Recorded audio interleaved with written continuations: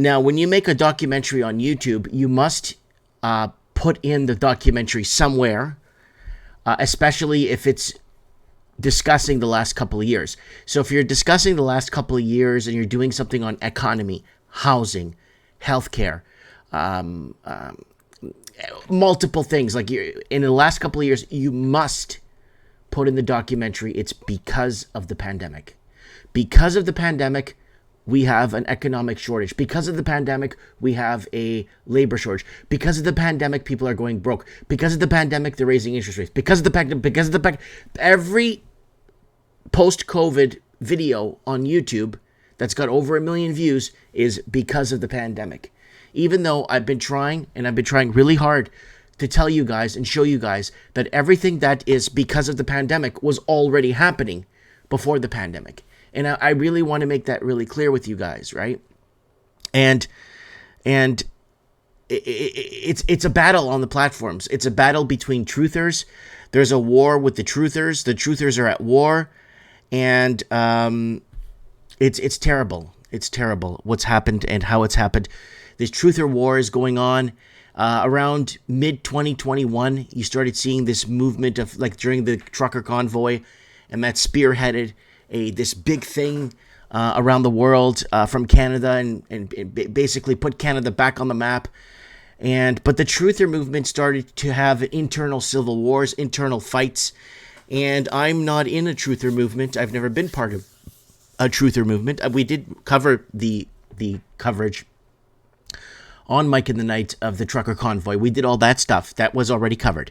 But I'm saying we weren't, I was never a truther. I was just a guy that kind of wanted to predict and show where things are headed, and my kind of theory of my weirdo projections on what I feel or what I see or how I feel or what's going on, and what I'm connecting through predictive thought, right? So yeah, there's a big problem with the whole truther movement, and I canceled Mike in the Night because it's over 525 episodes or 524, and the show was going nowhere. It was just going nowhere, and I put too much time, too much effort. I dedicated my Saturday evenings for years, and I would think by now I would be paying my internet bill, but that never happened. So I said, I'm not in it for the money. I'm in it because I'm having fun too. But it'd be nice to, if all these other people are doing well and getting by. You see, I'm in a situation where I live in a very small town with 2 stoplights, and I don't have much opportunity for employment. And me thinking, well, I already got 5,000 videos out there telling people what's going to happen. But nothing came of it. It's just nobody cared. You predict, they shit on you. It happens, they shit on you. You make a video showing them what you said, they shit on you. So there's no money in it on my level. Why? Because I'm honest. I have no reason to lie to you guys. I have no reason to say anything that's not true. There's nothing in it for me. You see? There's nothing in it for me. I have nothing to gain.